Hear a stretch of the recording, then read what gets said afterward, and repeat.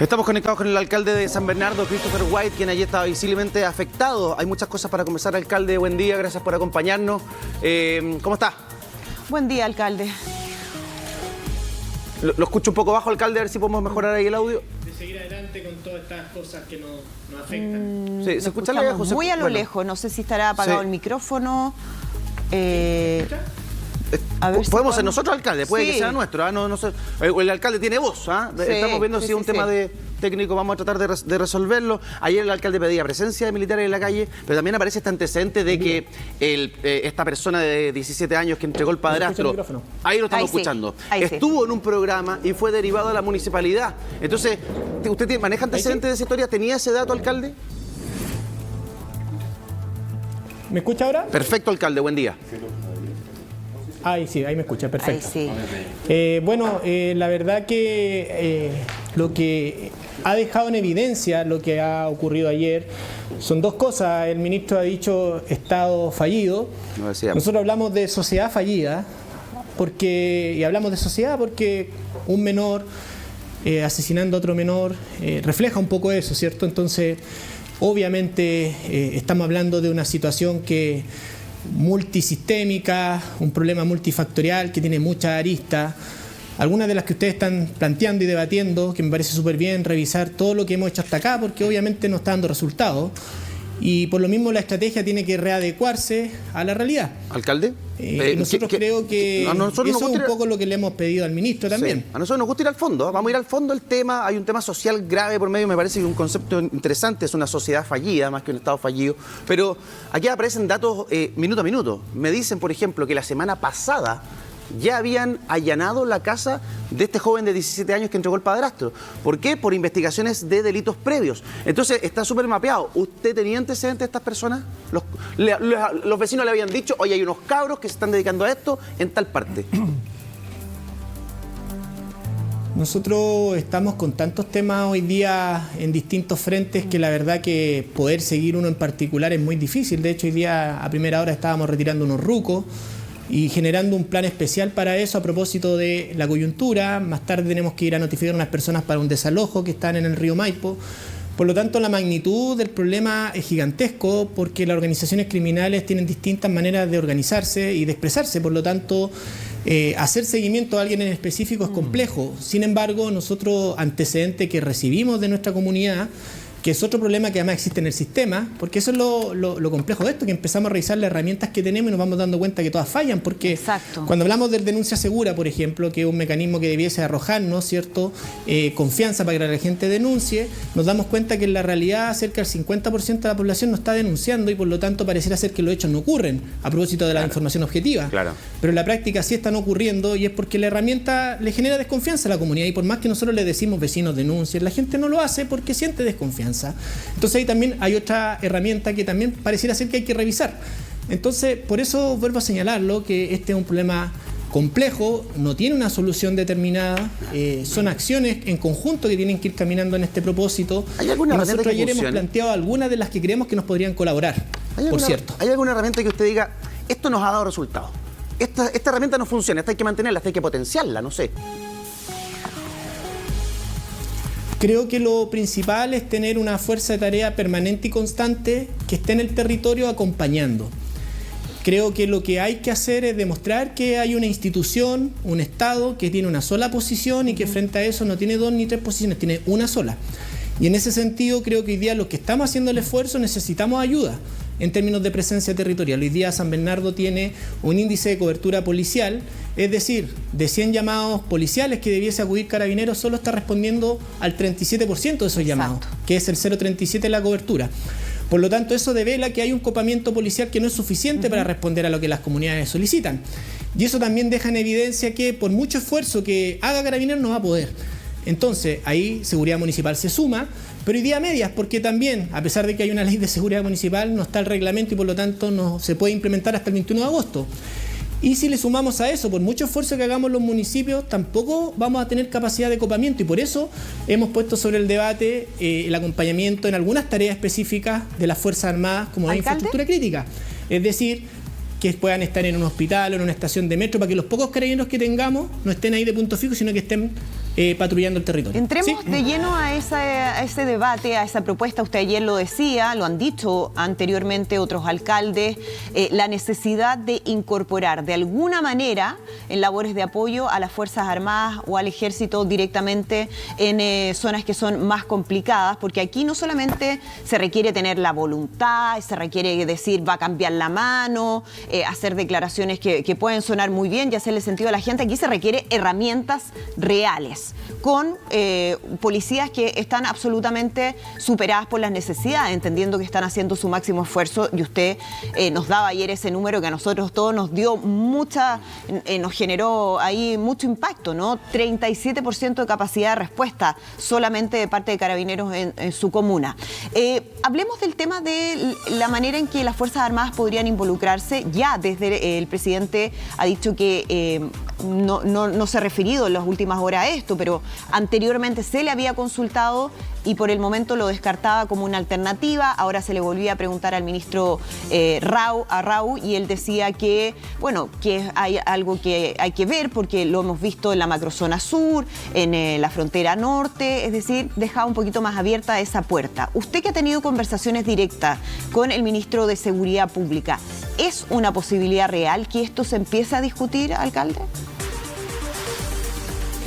Yo creo que es una posibilidad real porque la condición nos obliga a dar una respuesta concreta a la comunidad y no vamos a tener más carabineros prontamente, por lo tanto esa es una herramienta que podría colaborar. Y vuelvo a señalar, ninguna solución por sí sola va a poder contener un problema que está en expansión. Y también quiero ser súper honesto, aquí no hay un problema de gobierno de turno, es un problema de Estado. En mi gobierno, el anterior, de mi coalición, yo también planteé este problema y también con esta misma lógica. Y también se fracasó rotundamente. Mucho más grande que Claro, y principalmente, por lo menos hubo una intención. ¿Por qué digo por lo menos hubo una intención? Porque esto entró al Congreso a través de una comisión especial para discutir el reglamento del uso de la fuerza, que podría ser lo lógico, que limita la implementación de esto, ¿cierto? Que es ciertas normas, reglas o condiciones para que las Fuerzas Armadas que no están preparadas puedan actuar en un marco regulatorio que también les dé garantía. Por lo tanto, ahí creo que una acción concreta que hoy día sí puede hacer el Ejecutivo de turno, o el Gobierno de turno, ¿cierto?, es dar solicitar un estado de urgencia para que se tome una discusión inmediata respecto a esta materia que está hace 2 años en el Congreso. Ayer algunos parlamentarios, de hecho, lo mencionaron en distintos medios. Para explicarle bien a la gente, porque uno se puede hacer ideas o expectativas de lo que podría llegar a ser en caso de que esto efectivamente avance, algún tipo de apoyo del Ejército, por ejemplo, a tareas que tienen que ver con seguridad. ¿Cuál es su idea al respecto? Porque alguien podría decir, oye, en algún momento vamos a empezar a ver los tanques en las calles entrando a algunos sectores que son complicados. ¿Qué es exactamente lo que usted cree que debiera ocurrir? Y de nuevo, si es que existiría voluntad del mundo político y de la autoridad de gobierno para que eso suceda. Lo que yo esperaría en esta batalla que estamos dando diariamente es tener refuerzo. Y sin duda que las Fuerzas Armadas que se sumaran a la mesa donde se reúne hoy día Carabineros, Fiscalía y también el municipio pudiera sumarse una fuerza tarea específica de ellos, sin duda que sería un aporte. Eso es lo primero. En esa mesa obviamente se generan tareas que diariamente hacemos. Lo decía, en la mañana fuimos a retirar rucos, más rato vamos a ir a notificar a algunas personas. Cada una de estas preparaciones que hacemos en conjunto con Carabineros requieren reuniones de coordinación. Seguridad va en esta tarea, Carabineros va en esta otra posición, la Fiscalía va en esta otra tarea, y eso nos permite actuar de manera ordenada, regulada y también llevando seguridad para los propios funcionarios, para que nadie corra riesgo ni tampoco se exponga a situaciones innecesarias. Por lo tanto, lo que uno pensaría efectivamente es que la disposición de su energía y su fuerza se pusiera a disposición de este trabajo en tareas diferentes. Una, que la hemos señalado, por ejemplo, el resguardo del Hospital El Pino, que hoy día está asediado por comercio ambulante, por taxistas, piratas, y lo que genera mucha incivilidad en el sector, incluso agresiones a pacientes y a funcionarios dentro del hospital. Entonces, tener una fuerza tarea ahí que resguarde y que permita contener el fenómeno delictual, y así los pocos carabineros que están ahí de punto fijo puedan estar en los territorios justamente haciendo un trabajo preventivo, con mayor presencia en los barrios, lo que la gente nos dice, que se siente abandonado, que no ve presencia policial. Ese tipo de acciones se pueden perfectamente coordinar dentro de un marco regulatorio que el reglamento del uso de la fuerza, establecido por una visión pluralista que es el Congreso Nacional, permite establecer puntos de acuerdo. Sin esto, Obviamente no avanza, todos tenemos por qué pensar igual. Alcalde, pero creo que podemos encontrar un punto de acuerdo en esto. Muchos plantearon desde en la algún momento razonalidad del problema. y ahora se vuelve a instalar esa discusión respecto a un estado de excepción constitucional incluso en algunos sectores de la región metropolitana, tal como ocurre en la macrozona sur. ¿Usted está de acuerdo con una situación o con una decisión de esas características? ¿Cree que podría ser también una alternativa, al menos en el corto plazo? Yo estoy disponible para debatir en una mesa con la experiencia que uno tiene para poder poner sobre la mesa las cosas que vería como oportunidad y como amenaza. El estado de excepción es complejo por las condiciones en cómo hay ciertos territorios en la región metropolitana que están estructurados, diseñados, y eso probablemente generaría una complicación. Por lo tanto, yo no descarto la medida, pero sí me gustaría ser parte de una mesa donde yo pusiera evidencia de las cosas que sí ocurren realmente en el territorio, que muchas veces los organismos técnicos desde una oficina o desde el escritorio desconocen, porque ellos analizan datos objetivos de denuncias en un sistema, que en dicho sistema no necesariamente está todo lo que ocurre porque no están todas las denuncias realizadas. Entonces, por eso muchas veces a lo mejor una política pública que tiene una buena intención, en la práctica adolece o no funciona bien porque no conoce la perspectiva y la realidad de cómo están ocurriendo las cosas. ¿Alcalde? Por lo tanto, yo no lo descarto, pero sí me gustaría poder evidenciar aquellas cosas que podrían interferir con esa buena idea. Hay varios puntos en esta conversación sobre los militares en la calle. Uno, que a muchos alcaldes les gusta la idea, que a la ciudadanía le hace mucho sentido porque ven una fuerza potente. Uno dice, los militares, bueno, tienen fusil largo, tienen armamento de guerra. Si están preparados para la guerra, ¿cómo no van a poder combatir al crimen organizado, al delito? Esa yo creo que es la ecuación que hace la gente en la casa. El tema es que, uno, no hay ley para aquello. Dos, sacarlo o sea, legalmente es muy complejo. A menos que se decrete el estado de excepción que planteaba el doctor Andrea y que eso permite la salida, pero tiene una serie de complicaciones. Mi pregunta es, ¿qué sacamos con sacar a los militares a la calle si resulta que uno de los que participó en este delito estaba súper mapeado por el sistema, había pasado 2 veces por el sistema 24 horas, en el fondo se nos están arrancando las tortugas, por alcalde? O sea, había sido derivado de la municipalidad en 2 oportunidades, la semana pasada su casa había sido allanada, buscando evidencia para otros delitos que había cometido, y resulta que igual terminó asesinando a un joven de 12 años, a un niño de 12 años completamente inocente. ¿Eso lo arreglan los militares? ¿Sí o no? Lo que pasa es que tu pregunta es lineal y esto es un problema multifactorial. Y si lo seguimos viendo lineal, probablemente vamos a llegar a la misma respuesta. ¿Y por qué lo quiero decir? Porque si, por ejemplo, vemos el tema del aumento de las penas para menores, que es algo que todo el mundo dice es razonable, la pregunta es, ¿las cárceles hoy día están equipadas y condicionadas para que efectivamente esa persona esté en una condición de reclusión o va a seguir desde el interior de la cárcel mandando de igual manera como lo hace desde su casa? Entonces, por eso si empezamos a analizar todas las instancias, probablemente vamos a llegar al mismo resultado. Claro. Y lo que uno esperaría es un cambio en la estrategia con acciones nuevas que permitan a lo menos tratar de cambiar la realidad que hoy día no está funcionando. Estamos de acuerdo que esto no se arregla con una bala de plata. Muy de acuerdo, alcalde, lo hemos planteado en infinidad de oportunidades. Lo que pasa es que cuando una sociedad se estremece y porque pasó lo que pasó ayer, uno empieza a decir, bueno, ¿cómo lo hacemos? ¿Cómo lo hacemos? Ah, militares a la calle. Chuta, ya ok, puede ser. Pero no lo resuelve, la prevención no la resuelve los militares en la calle. No sé si los expertos que están con nosotros aquí en el estudio opinan igual que yo. Estamos aquí con, por ejemplo, Gonzalo Araya, que es coronel en retiro del OS9 de Carabineros. Gonzalo, ¿a usted le gustaría ver militares en la calle? Mira, la verdad que, bueno, tengo la experiencia porque trabajé en San Bernardo, tuve 2 años trabajando en San Bernardo, conozco bastante el sector. Respecto a la pregunta de los militares, me parece que esa es una medida efectista más que una medida que vaya a terminar con los delitos, ¿no? Recordemos que los militares actualmente no tienen ni una facultad para utilizar un arma de fuego en contra de la población, la ley no lo permite, y lo segundo es que para que ellos puedan estar en la calle necesitan obligatoriamente tener la pericia respecto de combatir el crimen. Claro. No están preparados para eso, solamente ellos están preparados para ir a la guerra. Por lo tanto, es un tema bastante complejo que va obviamente más allá de la presencia de ellos o no en la población. Sin duda que si salen a la calle, la gente ve la presencia de los militares, va a provocar una sensación de seguridad, pero no es la solución al problema. Claro, ahora, efectivamente los militares no están formados para eso, pero eso no significa que no pueda haber un cambio al respecto. Carlos Gajardo, yo sé que tiene una postura ahí al respecto. Lo que hemos dicho y hay que tenerlo presente es que no hay una bala de plata, ¿no es cierto? No es que esa sea la solución con que se arregle el problema, pero a la pregunta personal de si contribuye, yo creo que hay espacio para que contribuya.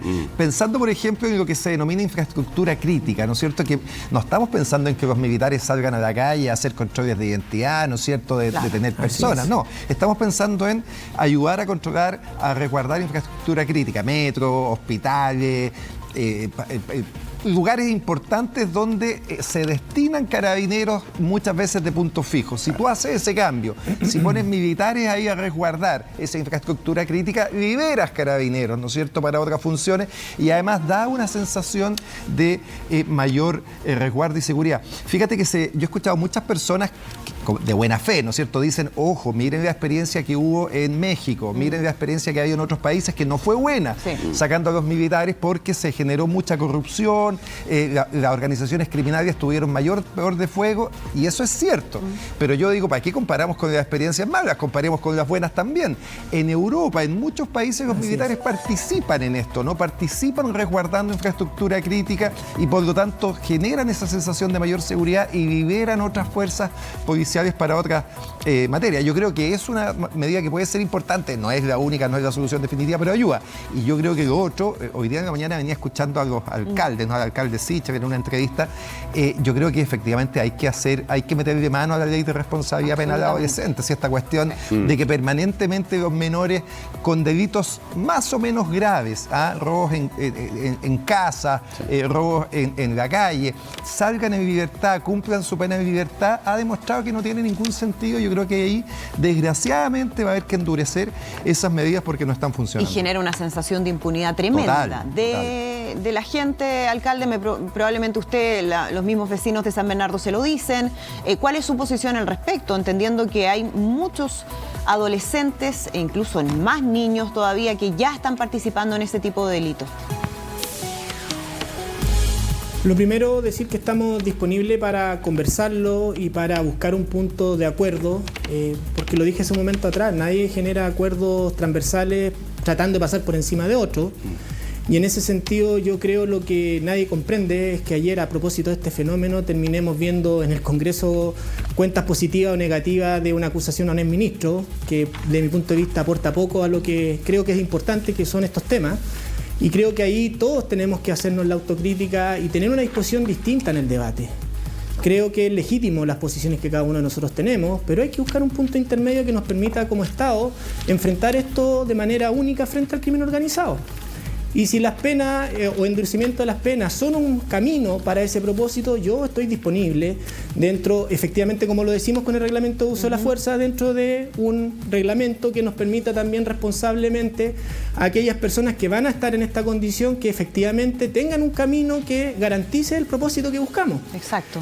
De todas maneras, creo que en todas las discusiones dejamos de lado el tema fundamental, que es ir al origen del problema.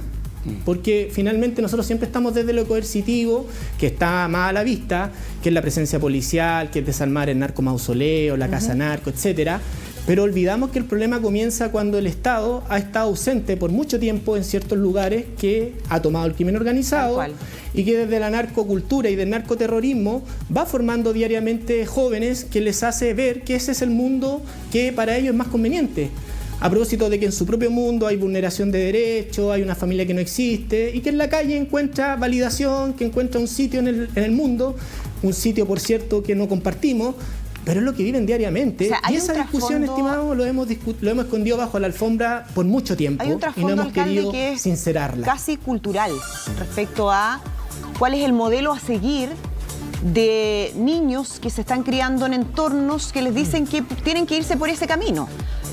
Hay un tema de falta de Estado, de falta de oportunidades, de alternativas reales, pero también hay un tema cultural. Hay una entrevista hoy día que hace Daniela Torán en LUN a una experta académica de educación de la Facultad de Ciencias Sociales de la Universidad de Chile, bueno, alguien que está permanentemente ingresando a centros de privación de libertad para trabajar con adolescentes en contextos de encierro. Y ella dice cosas que son muy relevantes. Dice, hay una desconexión entre las necesidades de niños y jóvenes y lo que la sociedad les está ofreciendo. Los hemos dejado solos. Las nuevas formas de vida y el peso que han adquirido el consumo y las redes sociales han influido. Los jóvenes aparecen como nichos de consumo, de tecnología, de moda, pero no se les está considerando desde una perspectiva más humanizadora, lo que profundiza una desvinculación afectiva. Y ahí era el titular. Las bandas que reclutan a jóvenes les dicen que son líderes, que son valientes, que pueden tener un estatus a través de esta carrera delictual. Y eso se corta, alcalde, con una intervención mayor. O sea, aquí ya tiene que haber una intervención que es mucho más profunda y que tiene que ver con mirarnos y ver qué es lo que estamos ofreciendo como modelo a los jóvenes. Mira, nosotros por eso hemos querido poner este debate sobre la mesa, porque lo que nosotros vemos en el territorio diariamente es que hay lugares específicos y también, para ser favorablemente honesto, dentro de toda esta desesperanza, que son definidos, limitados, y que yo siento que todavía estamos a tiempo de frenar un fenómeno criminal que está tratando de asimilarse a lo que ya en otros países no tiene retorno. Yo creo que aquí en Chile estamos a tiempo de poner una línea de contención, y eso también lo quiero decir con mucha claridad. Estamos a tiempo. Pero efectivamente, en algunos lugares lo que ocurre es un caldo de cultivo propicio, porque ante la ausencia del Estado, ante la ausencia de la familia y ante el crecimiento de esta narcocultura, esos niños que son vulnerados en su casa y empieza bien en este mundo una identificación, comienzan a validarse, a trabajar y a prepararse para enfrentar ese estilo de vida. Y por eso nosotros vemos al final del camino lo que ocurre en el hecho trágico que todos conocemos, pero antes de eso hubieron distintas etapas, que incluso el Estado trató con estos programas que existen de poder decir, por acá hay un camino, pero no resultó, y probablemente no resultó por distintas cosas, dentro de las cuales es difícil competir si no hay un músculo real de presencia en el territorio y que no vaya cada cierto tiempo a tratar de revertir esta situación. Por lo tanto, ahí hay un debate muy importante que dar respecto a de qué manera efectiva y con un cuerpo llamado Estado, con distintos equipos, es capaz de ir a disputar ese espacio. Exacto. Porque esa es la solución que las sociedades modernas en el mundo han encontrado y han dado resultados. Es más financieramente rentable financiar un niño que financiar un adulto que ya viene con toda esta trayectoria. Por supuesto. Y ese es un Alcalde debate White, que por años no hemos querido dar con la profundidad y seriedad necesaria. Eso es real. Estoy de acuerdo con usted. Alcalde White, le mando un abrazo y le deseo lo mejor. Espero que esta situación amaine, que cambie. Sé que su comuna es una de las más afectadas, al igual que muchas otras, Puente Alto, Pudahuel, Maipú, y no puede ser que además exista un sesgo social respecto de dónde se cometen los delitos, con toda la estigmatización que además aquello conlleva. Gracias, alcalde, por estar con nosotros esta mañana. Que esté muy bien. Nos vemos.